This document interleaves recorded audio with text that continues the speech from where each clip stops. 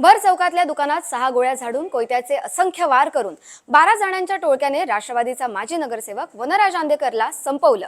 2 सख्या बहिणींनीच सुपारी देऊन भावाला संपवलं। पण यामागचं कारण तुम्हाला माहितीये का? तेच मी तुम्हाला सांगतेय।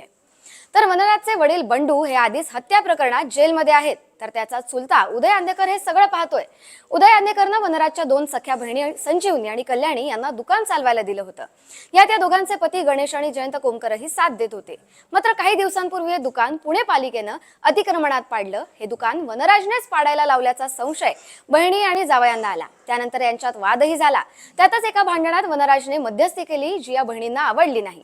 भांडण पोलीस स्टेशन पर्यंत गेलं, जिथे पोलिसांसमोरच एका बहिणीने तुला मारून टाकण्याची धमकी दिली। यानंतर चौघांनी मिळून प्लॅन रचला। वनराजच्याच गँग मधून फुटून गेलेला जुना साथीदार सोमनाथ गायकवाडला सुपारी दिली आणि नाना पेठेत 12 लोकांच्या टोळक्याकडून हा हल्ला घडवून आणला।